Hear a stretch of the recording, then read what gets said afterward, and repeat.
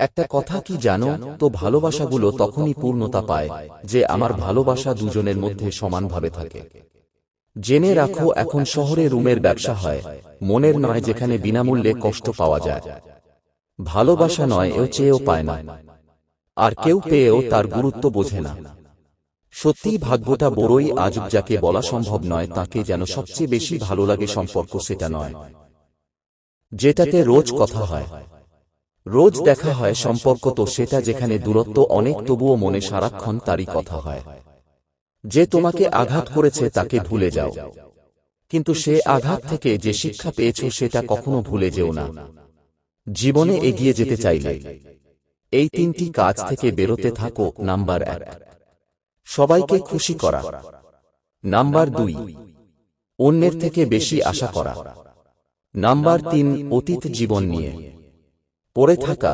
ধনী আর গরিবের মধ্যে একটাই পার্থক্য, ধনীরা খাবার হজমের জন্য দৌড়ায়, আর গরিবরা খাবার জোগাড়ের জন্য দৌড়ায়।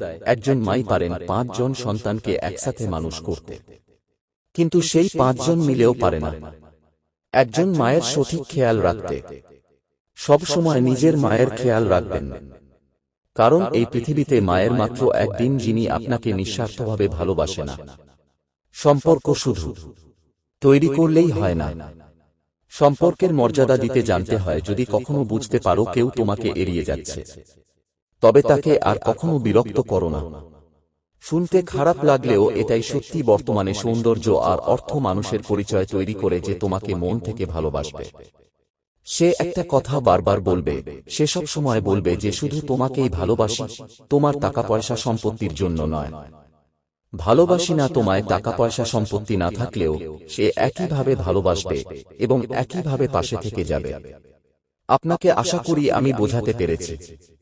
আমাদের যদি আপনাদের কাছে ভালো লেগে থাকে তবে আপনার বন্ধুদের সাথে শেয়ার করতে ভুলবেন না। এবং বন্ধুরা, যদি এই বিষয়টি ভালো লাগে তাহলে চ্যানেলটিকে লাইক, শেয়ার ও সাবস্ক্রাইব করে নিয়ে পাশে থাকবেন। বন্ধুরা, ভিডিওটি দেখার জন্য সবাইকে অনেক অনেক ধন্যবাদ।